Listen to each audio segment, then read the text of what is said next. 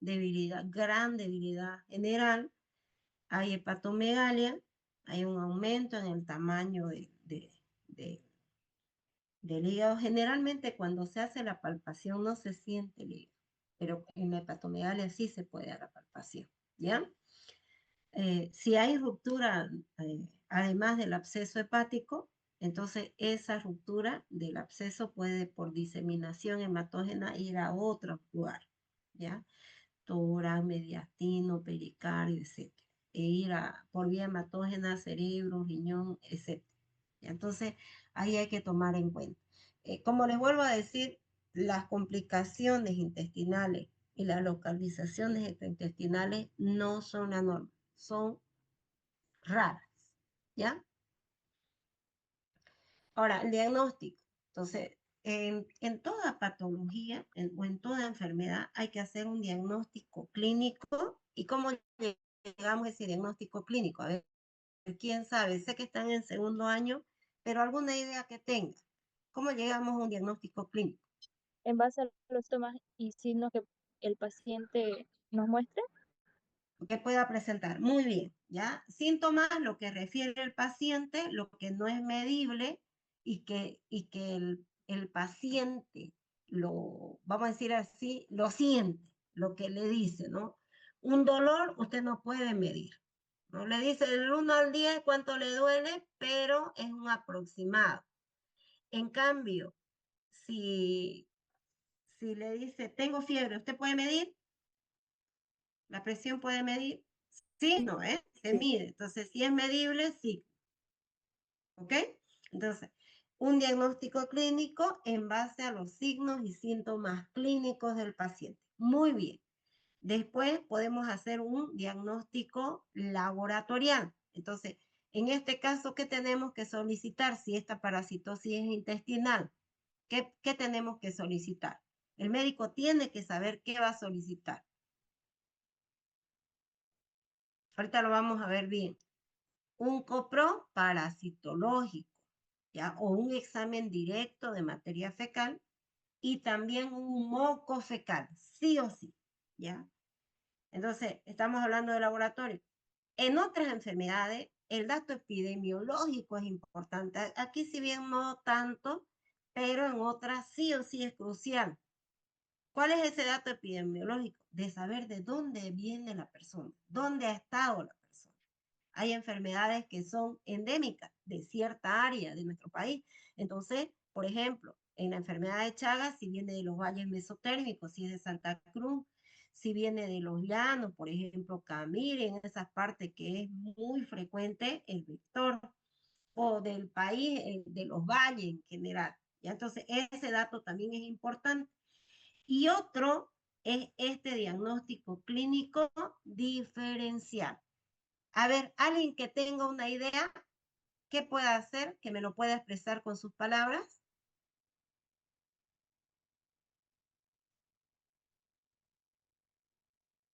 ¿Mm? ¿Qué?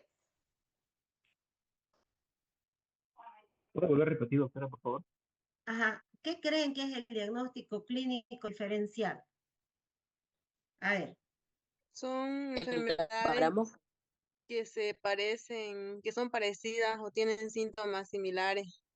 Eso, ¿no? Entonces yo debo de hacer un diagnóstico clínico diferencial de ¿cuál era lo común? ¿Qué era lo común que vimos de las enfermedades, del cuadro clínico? ¿Qué es lo común que hemos visto, chicos?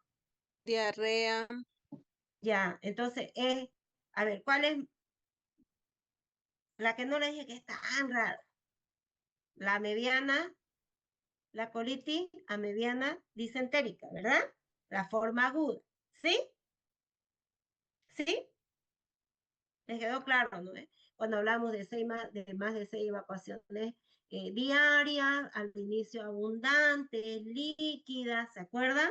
Y luego disminuía la cantidad de materia fecal eliminada por los pacientes o por las personas, escasas, mucosanguinolenta, acompañada de pujo, tenemos, y si había desnutrición en los niños, atonía del esfínter rectal, salida del recto y que era el prolapso rectal. O sea, todo lo que yo le hablé, eso era el cuadro disentérico agudo.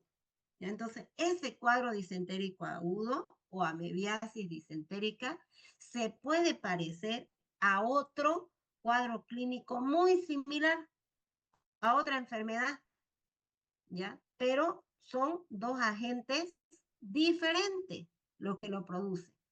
La colitis disentérica o la colitis amebiana disentérica es producida por la entamoeba histolítica, un protozoario, un parásito. En cambio, la shigellosis o la disentería basilar es producida por la Shigella dysenteriae. La Shigella no es un protozoario, es una bacteria. Pero ambas, mire, son dos agentes infecciosos diferentes, pero producen en el hombre una enfermedad similar, un cuadro clínico similar. Lo que dijo la compañera, ¿no? Entonces, hay que hacer un diagnóstico clínico diferencial. Entonces, esa disentería amebiana debemos diferenciar de quién, de la disentería basilar o shigellosis. ¿Ok? Entonces, recalcamos, en la disentería amebiana existe diarrea. Eso le dije, ¿no? Esto hay que recalcar o resaltar, ¿no? En cambio, en la shigellosis sí hay diarrea, pero además hay fiebre. ¿Ya? La fiebre es alta, 39,5, 40, ¿ya? ¿No? Con esa temperatura en un niño hasta puede convulsionar el niño con una fiebre elevada. ¿Ya?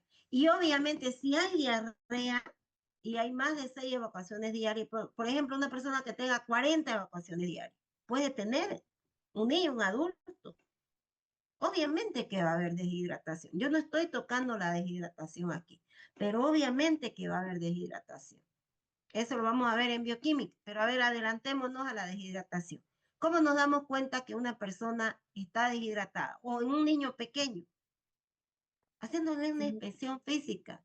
Lo miramos y ya nos damos cuenta. Mucosa seca, sus ojitos están hundidos. Tocamos el pulso, medimos el pulso, está disminuido, su presión, su frecuencia cardíaca está elevada, su diuresis disminuida, ya. Pero ¿qué más? Pliegue cutáneo, levantamos, el pliegue cutáneo está disminuido. La turgencia de la piel está disminuida. ¿Lo ven? Y si es un niño chiquitito, llora, llanto, pero no hay lágrimas. ¿Ya? Puede estar el niño, pero sin lágrimas. Entonces, eso es lo típico. Después lo vamos a ver bien. No estamos viendo deshidratación aquí. ¿Ya? ¿Ok? Pero sí puede haber deshidratación. Y aquí se ve mayor. En la disentería basilar, la deshidratación es mayor. Entonces, son cuadros clínicos. Si hay una deshidratación y es severa, no, el niño no puede estar atendiéndolo usted. Tiene que ser una emergencia. ¿Ya? ¿Ok?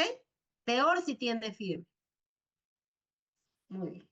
Ahora, ¿cómo diferenciamos al microscopio? La clínica, dijimos, todo era parecido, muy similar.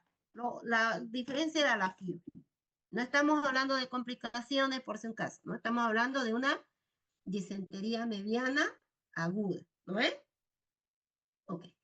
Ahora, microscópicamente, en la disentería mediana, al examen coproparasitológico, o conocido como, este examen coproparasitológico, conocido como examen directo, que vamos a observar al microscopio trofozoide. Lo podemos ver. En cambio, en el caso de las bacterias, no podemos reconocer. Las bacterias son más pequeñas. Se ve que pululan un montón de bacterias, pero no sabemos diferenciarlas. No podemos saber si son cocos, estreptococos, si son bacilos. No podemos. ¿Ya? Pero sí que va a acompañar. ¿Qué serán piocitos? ¿Quién sabe? ¿Alguien tiene idea? Leucocitos, ¿Glóbulos? ¿Son qué? leucocitos, creo. Sí, pero destruidos, ¿no? O sea, a ver, ¿alguien? A ver, ¿qué Es eran? Son los leucocitos, pero que están degenerados. Eso, ¿no? Eso. Muy bien, los leucocitos destruidos. Entonces, eso podríamos ver, pero no podemos ver la forma de la bacteria, de forma de, o sea, no podemos ver adecuadamente, no podemos decir.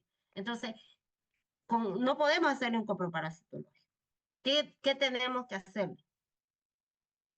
Un coprocultivo. En un cultivo, ustedes van a aprender eso en bacterias. En un cultivo, en un agar, Salmonella shigella, o puede ser en un agar McConkey. Entonces, ¿qué va a crecer ahí? Colonias de Shigella.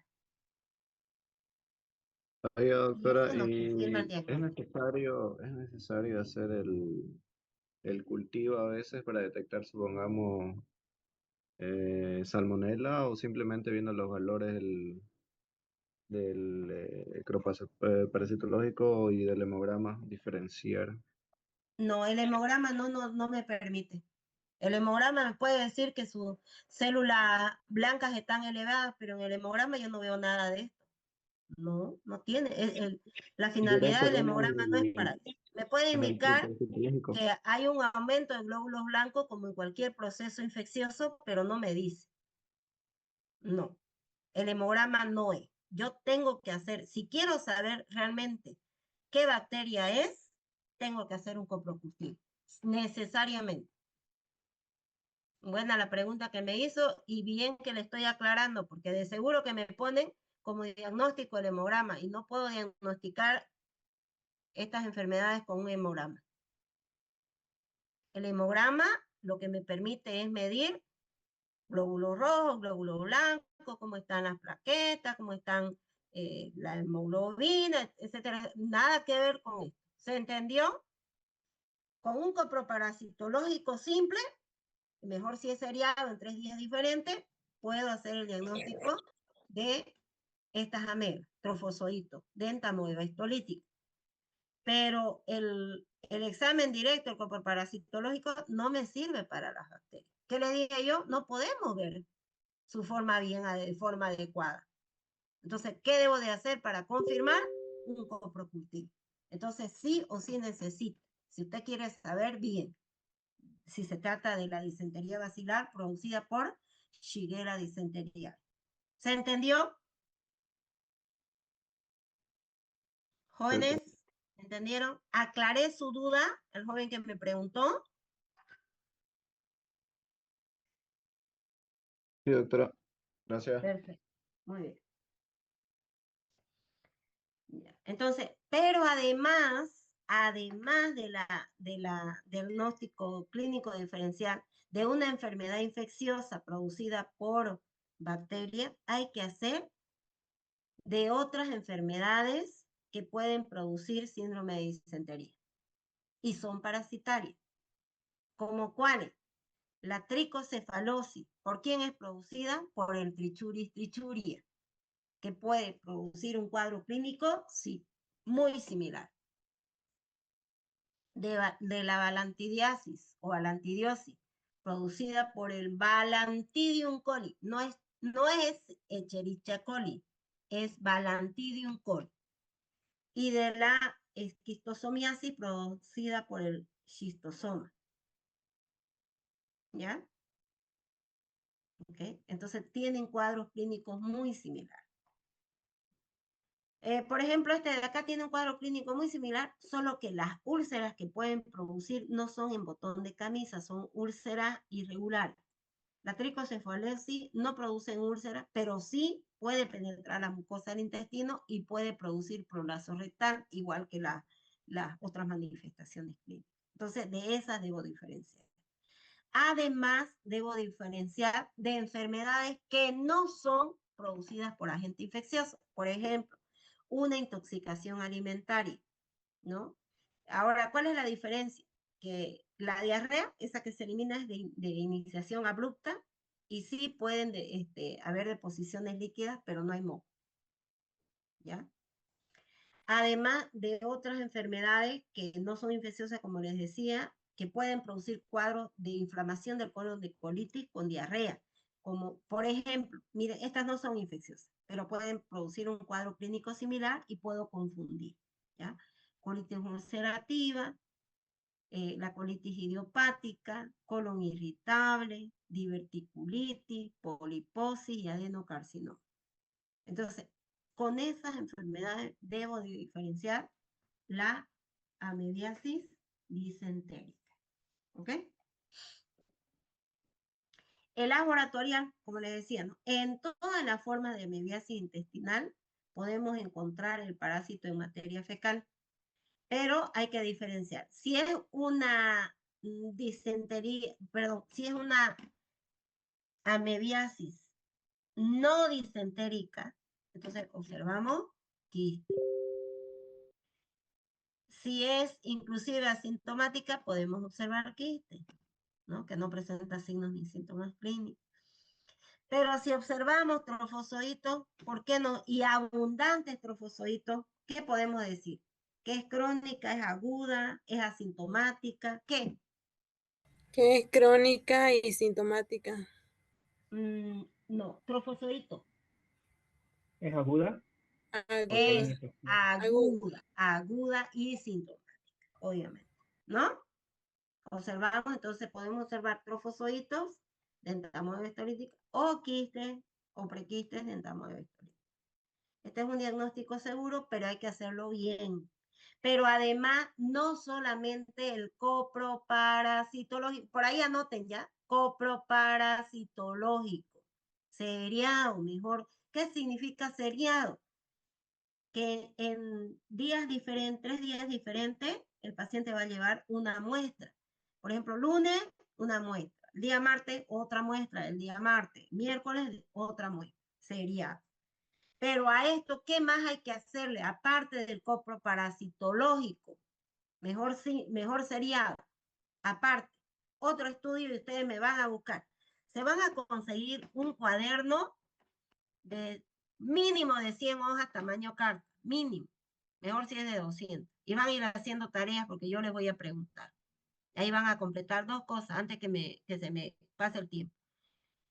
Me van a poner bien en qué consiste el moco fecal y qué se observa en el moco fecal.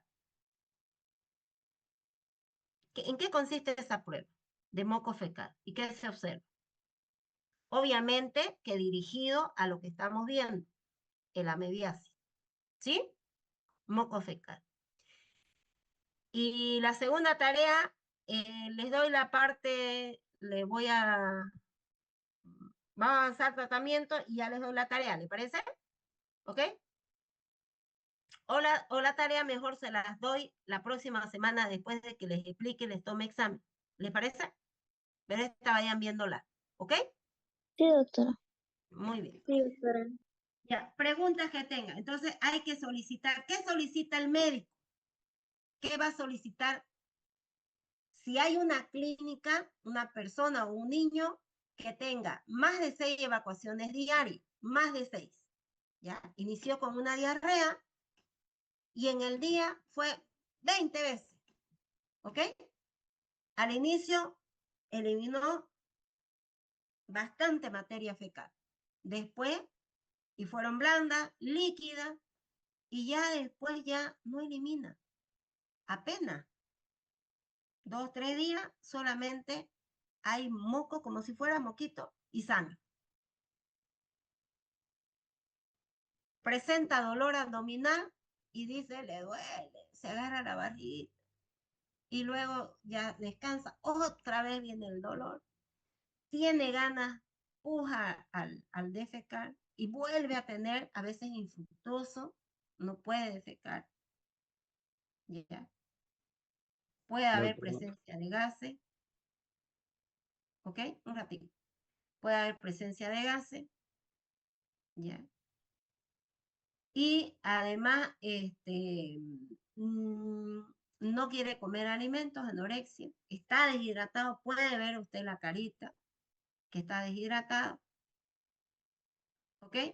Pero no tiene fiebre. Entonces, ¿en qué sospecharía? Colitis amebiana fulminante. No, Disentérica. colitis amebiana disentérica, ¿no? Sí, Porque la disentérica. fulminante ya puede haber fiebre, ¿ok? ¿Ya? Colitis amebiana disentérica. Ok, no estamos hablando de complicación todavía. ¿Ok? Listo. Ahora, ¿qué pide? ¿Qué solicita usted como médico? Para confirmar su sospecha, porque antes de eso puede también pensar que puede ser una disentería vacilar, ¿no es? Producida por Shigella, porque el cuadro clínico ahora tendría que sospechar. Tiene que hacer un diagnóstico diferencial. ¿Cómo confirma esa hipótesis diagnóstica? En su hipótesis diagnóstica tiene que aparecer varias. Amebiasis disentérica aguda, disentería vacilar, tricocefalosis, todingas esas tienen que aparecer. Pero, ¿qué lo saca de duda? El coprocultivo para ver la forma de la agente causal. Ya, primero coproparasitológico. Porque si en el coproparasitológico le aparecen trofozoitos, entonces ya no necesita hacer un coprocultivo. Porque el coproparasitológico, ¿qué se observó? ¿Trofozoito?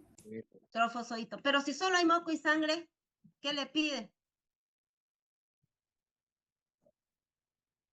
Moco fecal. Lo que les di de tarea, moco fecal. Entonces, ¿qué es lo correcto que yo solicite? Vamos, Jesús Daniel, vamos. Moco fecal. Ya, entonces un coproparasitológico y un moco fecal. Si en el coproparasitológico y en el moco fecal no observa los trofozoitos, ¿qué pide?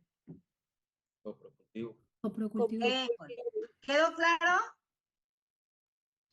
¿Bien? ¿Estamos bien? Bien. Qué lindo. Ok, así vamos. ¿Ya? Siga. Entonces también se puede hacer una solicitud mediante serología, ¿ya? Pero lo que se pide acá, y acá vamos a completar lo que dice acá, ¿ya? Entonces, ¿qué tenemos que aumentar acá? ¿Qué tenemos que aumentar? Es para que ustedes rellenen. ¿Qué tenemos que aumentar acá? ¿Qué es lo que vamos a pedir? Coproparasitológico simple, coproparasitológico sería moco fecal. ¿Sí? ¿Se entendió? Ya, el coprocultivo yo les estoy diciendo, pero no me corresponde porque eso es para bacterias. Pero sí les tengo que decir. ¿Quedó claro? Okay. Muy bien.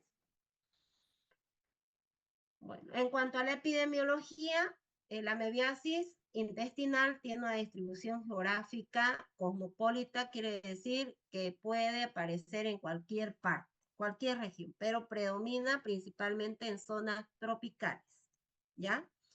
Ahora, en nuestro departamento, en Santa Cruz, el 50% de la población puede estar infectada. O sea, puede tener alguna de sus formas, ¿ya?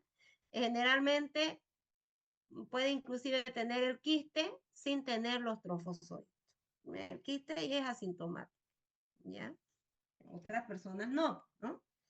Ahora, de esa, el 3.7% es de entamoeba histolítica. Corríjanme aquí, ¿qué está mal? La especie El género. El género.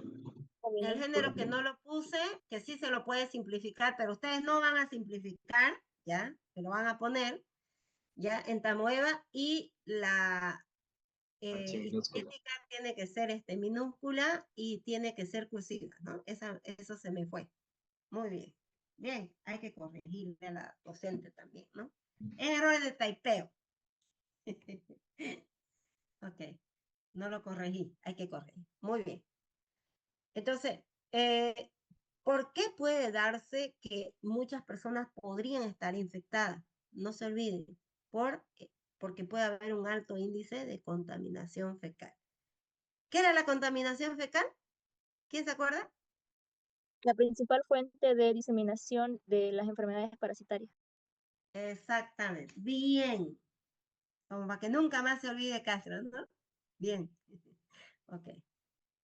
Ya. Ahora, ¿cuáles son los factores que influyen en la diseminación de la amebiasis intestinal? Mala higiene personal, por ejemplo, mal lavado de manos, mal lavado de alimentos. Lo correcto debería ser que antes de defecar nos lavemos las manos y principalmente después de defecar. Ya, por lo menos unos 30 segundos, bien lavado. ¿Ya? Y un saneamiento ambiental deficiente. Muchas veces de eso no depende de nosotros como médicos.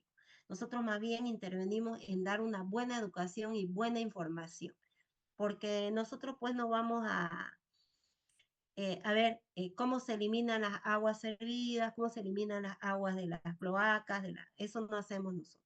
Esas ya son políticas de gobierno, ¿no? Entonces, pero sí debemos dar una buena información. Pero sí contribuye a la contaminación fecal del ambiente, a la diseminación de la parasitosis, en general de las parasitosis o de las enfermedades parasitarias. O ahora, otra deficiencias de letrina, el consumo de alimentos crudos que han sido contaminados con insectos, ¿no? Moscas, cucarachas.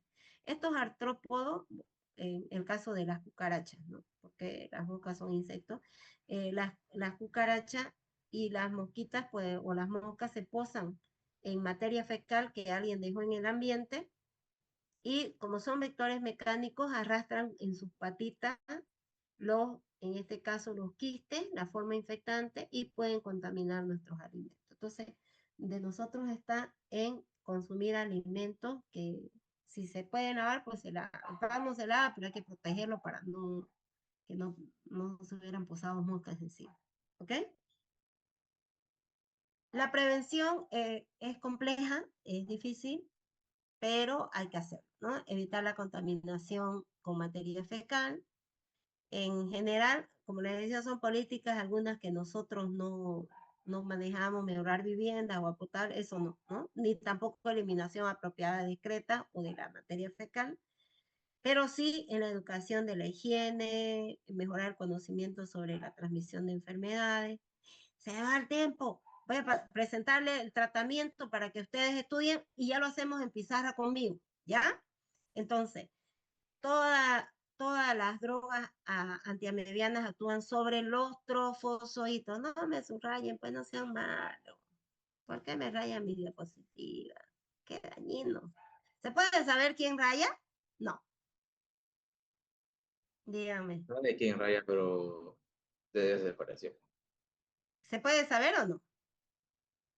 Si ahorita Que yo yo sepa rayo, se puede, sí, doctora. ese ¿Ah? soy yo. Sí, ahí ¿Quién es también que es rayó? Torrico. Ahí sale, doctora. Torrico, doctora, fue Torrico. Torrico. Jesús Daniel, no puedo creer, qué travieso.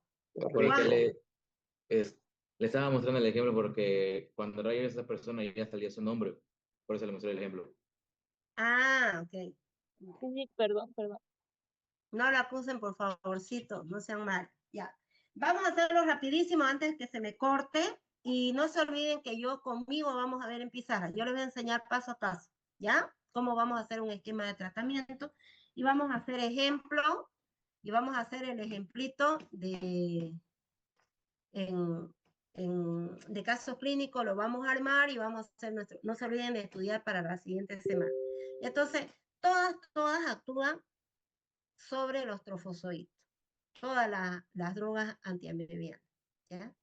Ninguna sobre los quistes, entonces no puede penetrar la pared de los quistes de entamoeba histolítica los antiamebianos, entonces ya saben, pero igual, a pesar de que la persona tenga ya solo quiste, hay que darle tratamiento para evitar que esa persona sea fuente de diseminación para otra, ¿ya? Ok, eso hay que tomar en cuenta.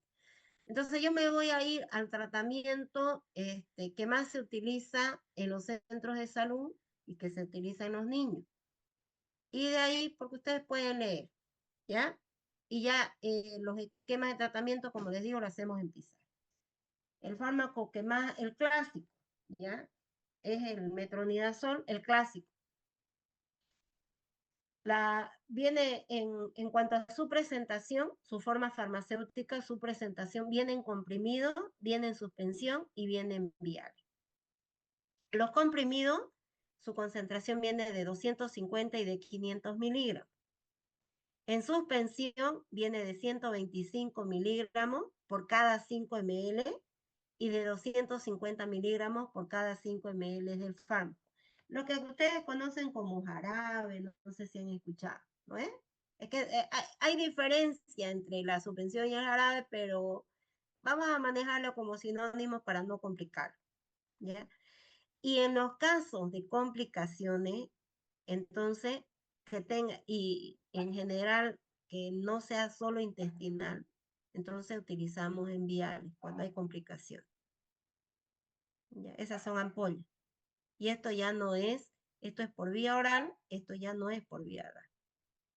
¿Ya? Es endovenoso. ¿Ok? Los viales. Ahora, ¿cómo lo administramos? Dijimos oral, cuando es comprimido suspensión. Y en viales, endovenoso. ¿Ya? Dosis y duración del tratamiento. Vamos a diferenciar en adultos y en niños. ¿Qué necesitamos para el niño? Sí o sí pesar. Sí o sí. ¿Ya? Porque la dosis es kilogramo peso. No podemos darle de otra forma. Entonces, en adulto se puede dar de 500 a 750 miligramos cada 8 horas durante 5 a 10 días. En adulto, ¿ya? Pero nunca nos tenemos que pasar de los 2 gramos por día. Por eso es un aproximado, ¿ya? Y en los niños sí o sí lo pesamos. De 30 miligramos kilogramo peso día, lo tenemos que fraccionar cada 8 horas. Del total que tenemos que darlo, le tenemos que dividir en 3 y darle cada 8 horas, durante 5 a 10 días. En algunos libros de pediatría, y sí se puede dar hasta 50 en niños, 50 miligramos por kilogramo día. ¿Ya? Nuestro texto dice 30. Y vamos a respetar eso, pero les aclaro que se puede dar hasta 50.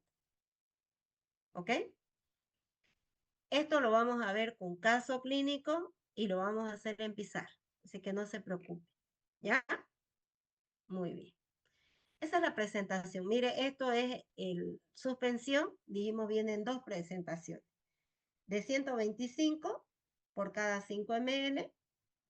La dosis total viene 100 ml, pero por cada 5 ml usted tiene 125 miligramos. O por cada 5 ml tiene 250 miligramos.